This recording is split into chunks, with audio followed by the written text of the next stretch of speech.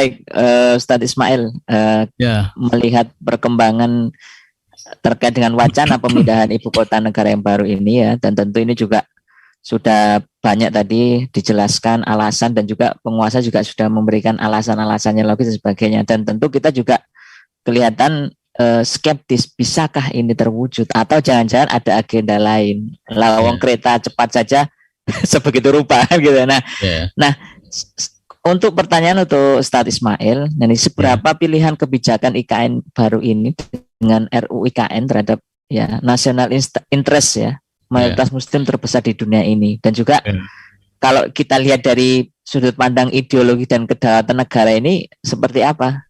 Nah, silakan Pak Ismail. Ya, baik. Bismillahirrahmanirrahim. Assalamualaikum warahmatullahi wabarakatuh. Waalaikumsalam warahmatullahi wabarakatuh. Alhamdulillah, salatu wassalamu ala rasulillah wa ala alihi wa ashabihi wa man tabi'ahum ila yaumil qiyamah wa ba'd. Yang pertama, pemindahan ibu kota sebenarnya bukan perkara yang luar biasa. Artinya praktek serupa juga terjadi di beberapa negara ya. Misalnya Australia itu dari Sydney ke Canberra. Kemudian Amerika itu dari New York ke Washington. Lalu Malaysia negara tetangga kita itu dari Kuala Lumpur ke Putrajaya ya. Yang dengan pemindahan itu memang semuanya bisa ditata dengan sebaik-baiknya. Jadi kalau kita datang ke Canberra itu betul-betul memang well planned, well design gitu ya. Saking bagusnya itu yes, itu kayak bukan kota, artinya ya bagus sekali ya, teratur sekali gitu. Jadi semuanya serba rapi. Begitu juga dengan Putrajaya. Jadi bisa juga menegaskan identitas dari negara itu. Di Putrajaya itu kan kesan Islamnya itu luar biasa. Jadi kalau yang pertama baru datang ke sana kan nyangka itu masjid, padahal itu gedung pusat pemerintahan yang Perdana Menterinya di situ. Lalu di depannya persis itu ada masjid. Orang Indonesia bilang masjid terapung gitu, karena memang di bawahnya ada danau. Lalu di kiri kanannya itu gedung-gedung departemen atau gedung kementerian gitu. Jadi itu sebenarnya satu hal yang biasa gitu ya. Dan Indonesia sebenarnya kan dulu juga punya pikiran mau memindahkan ibu kota di masa Bung Karno. Secara geologis tadi juga sudah disinggung, memang Kalimantan itu wilayah yang paling aman. Indonesia itu masuk di dalam belt of fire, di mana hampir semua wilayah itu terpengaruh oleh zona subduksi. Zona subduksi yang aktif, pergerakan lempeng samudra melawan lempeng benua itu terjadi di barat Pulau Pulau Sumatera, kemudian di selatan Pulau Jawa, terus bergerak ke arah timur di selatannya Bali, Nusa Tenggara Timur, lalu naik ke atas ke Pulau Banda gitu. Terus ada lagi di sebelah kiri, di sebelah baratnya Sulawesi. Gitu. Itulah kenapa ada banyak aktivitas magmatisme ke Gunung Ampian di sepanjang Pulau Sumatera, Jawa, Bali, dengan aneka macam ikutannya, termasuk kegempaan gitu. Baru lalu kan ada gempa dahsyat di Palu kan. Jadi itu semua adalah fakta-fakta geologis yang menunjukkan bahwa Indonesia itu memang masuk sebagai bukan land of fire, ring of fire. Kalau land of fire itu Azerbaijan. Ya, Azerbaijan itu disebut land of fire karena memang kandungan gasnya itu luar biasa. Jadi gas itu sak metu-metunya itu, ibarat kata itu di dalam rumah pun bisa keluar gas itu. Saya juga baru ngerti kalau ternyata kuil Zoroaster, pemuja atau penyembah api itu pertama itu ada di sana di dekat kota Baku. Nah, itu cocok dengan realitas geologis di situ yang memang gas itu muncul sembarang-barang sehingga mengeluarkan api. Maka orang kemudian menyembah itu. Nah, sempat mati, lalu mereka bilang, oh Tuhan meninggalkan kita itu. Padahal sebenarnya gasnya habis. Lalu oleh pemerintah Azerbaijan dibikin permanen sehingga apinya terus ada sampai sekarang. Nah, kembali ke Indonesia, jadi Ring of Fire gitu. Nah, dari fakta itu memang Kalimantan itu paling aman. Jadi kalau kita tidak mau terganggu gempa, tidak mau terganggu gunung meletus, ya. Seperti kalau di Jawa ini ada banyak gunung, di Jogja juga ada Gunung Merapi, itu memang Kalimantan gitu. Kalimantan mana ada gunung Merapi, nggak ada gitu. Jadi kegempaan juga relatif sedikit. Bahkan bisa bilang nggak ada, karena itu daerah paling aman secara geologis. Karena itulah dulu Bung Karno punya inisiatif untuk memindahkan ibu kota ke Palangkaraya. Tuh. Jadi itu yang pertama ya, sesuatu yang wajar sebenarnya itu. Nah, sekarang persoalannya adalah apakah kita memerlukan pemindahan ibu kota? Itu yang saya kira memang menjadi pertanyaan semua pihak itu. Kalau tadi kan alasan geologis ya, alasan keamanan dari ancaman bencana alam, kegunung apian dan kegempaan khususnya gitu. Tapi hidup ini kan tidak melulu soal itu kan. Nah, itu ada soal-soal lain, apalagi ini bicara tentang ibu kota negara. Ada soal teknis, ada soal ekonomis, ada soal politis ideologis, dan juga historis. Salah satu yang disorot betul oleh Menteri Emil Salim, oleh Pak Emil Salim itu diantaranya adalah ada dehistorisasi di dalam pemindahan ibu kota. Mungkin derajat historisitas Sydney itu tidak seperti Jakarta. Jakarta itu kan memang boleh disebut land of history gitu ya. Di sana ada banyak sekali sejarah. Jadi di masing-masing gedung itu ada sejarah. Istana Negara ada. Kemudian apalagi itu masing-masing saya nggak hafal itu ada. Jayakarta itu sendiri juga sejarah gitu. Nah ini tentu akan hilang ketika dibangun seindah apapun bangunan-bangunan itu di ibu kota negara baru nanti, itu kan yang tidak akan bisa menggantikan historisitas gedung itu. Nah ini tergantung kita mau menghargai seberapa aspek historisitas itu gitu. Karena historisitas itu kan juga merupakan jati diri kita kan, itu bagian dari jati diri kita sebagai sebuah bangsa. Nah, tetapi saya kira yang paling menonjol itu adalah pada aspek urgensitas itu. Apakah memang harus sekarang pindah? Gitu.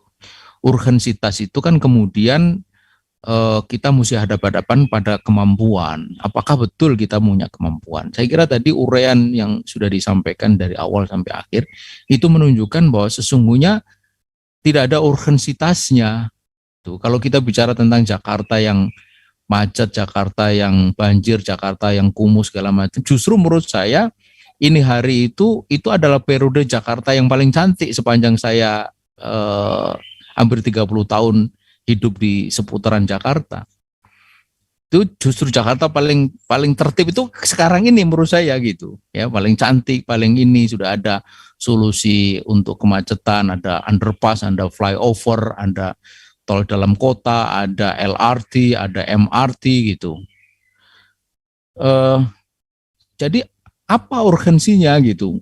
Harus sekarang gitu. Banjir juga sudah mulai tak atasi gitu. Kalau Jakarta mau tenggelam, tenggelam apa? Nederland itu 10 meter di bawah permukaan laut kok. Nggak apa-apa. Sampai ini hari tetap aja dari ibu kota. Jadi kota besar kan banyak orang bisa 10 meter di bawah permukaan laut itu kan secara teknis tenggelam itu. Kalau Jakarta ini kan baru mau gitu. Itu naik sido. Iya kan? Jadi nggak ada gitu. Makanya kita itu mikir-mikir juga. Saya itu mencoba mengerti gitu. Apa sih yang membuat kita ini harus segera pindah itu opo gitu loh. Nggak ada. Alasan politis ideologis juga jauh gitu. Juga jauh karena aspek historisitas itu kan paling dekat dengan soal politik dan ideologi kan gitu. Maka menurut saya ketemu bahwa ini lebih karena alasan bisnis, kepentingan oligarki yang tadi disebut oleh Bang Edi Mulyadi atau juga yang lain-lainnya yang mungkin nanti ditambahkan oleh pembicara berikutnya gitu.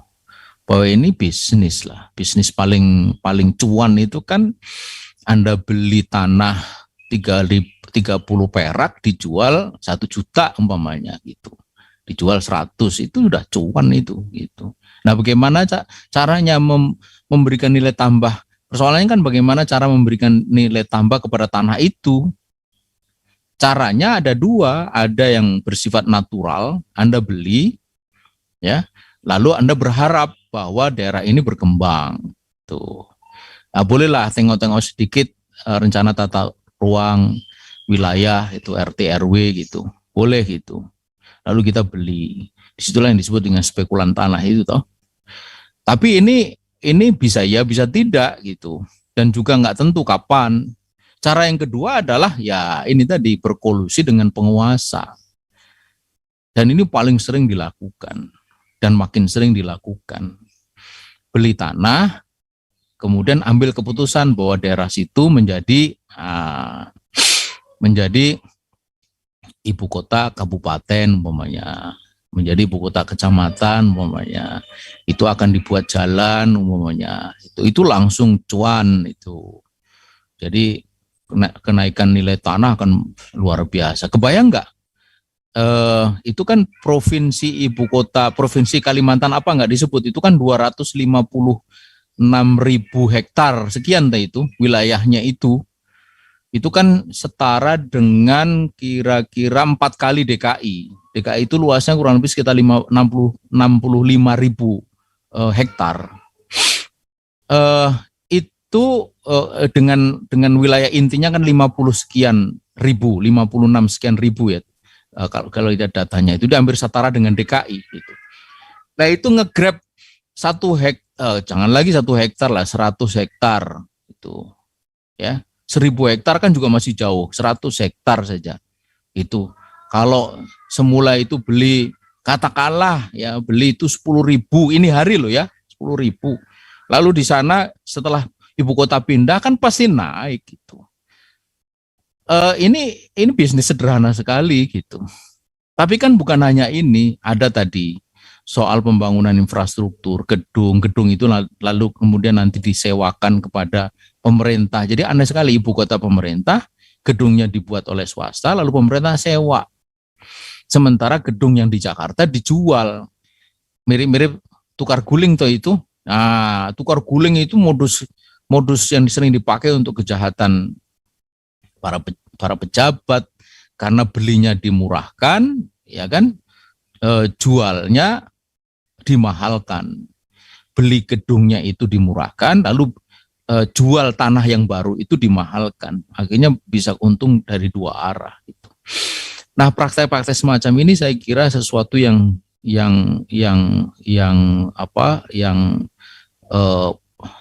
patut dicermati. Karena itulah saya sependapat bahwa barangkali fokus kita adalah mengulik